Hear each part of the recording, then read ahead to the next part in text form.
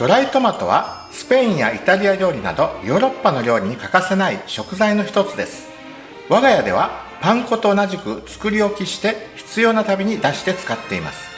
パン粉は冷凍して保存しますが、ドライトマトは瓶に乾燥剤を一緒に入れておいておけば結構持ちます。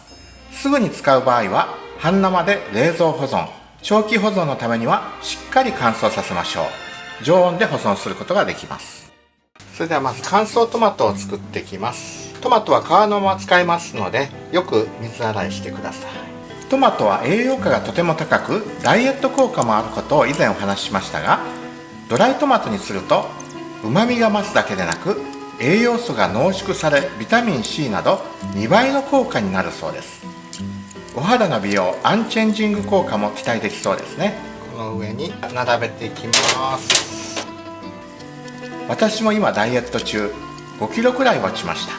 トマトをせっせと食べたいと思います。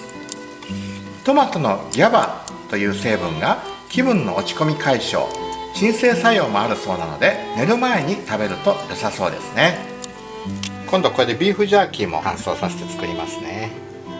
今日は乾燥トマト、イタリア料理のために準備します。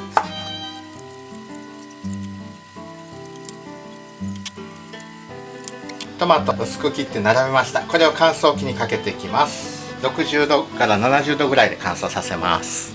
もちろん乾燥機がなければ天日干ししてもできます。はい、乾燥機で10時間乾燥させましたドライトマト入れていきます。まだ半生っぽいのをパスタで使います。使う分だけをまず取り分けます。パスタに使います。でこれは2段分だけもっと乾燥させて保存用に使います。こちらが20時間かけてしっかり乾燥させたドライトマトです。トマトのリコピンは加熱することで吸収しやすくなるそうですし、チーズなどのタンパク質を一緒に摂ることでお肌の張りの元となるコラーゲンを作り出すそうです。パスタに入れる以外にもカレー、シチュー、ソース作りなどを行う時にも入れると良いでしょう。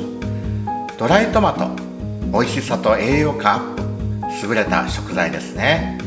この乾燥機は韓国製ですがとても優れており、ドライトマト以外にも玉ねぎやじゃがいも、果物類、薬草類を使ったお茶作り、ビーフジャーキーや魚を乾燥させる時にも使っています。機械がなくてもこのような干し網ネットを入手すれば天日干しや陰干しをすることができます。ちなみにドライマンゴーを作るときはエアコンの室外機の風が来るところに置いておけばうまくできます。ドライマンゴーは糖分が高いので温度が高すぎると黒くなってしまいますし、逆に乾燥に時間をかけすぎるとカビてしまうので、エアコンの室外機のあたりに置くとちょうど良い感じにできるのです。このように食材を作ることも料理の楽しみ。自家製で美味しいものを作るのを楽しんでいきましょう。昭和レシピチャンネルはそんな皆さんを応援してどんどん情報を流していきます。ぜひ登録まだの方は登録くださり、評価、コメントで応援よろしくお願いいたします。では、nos vemos! チャオチャオ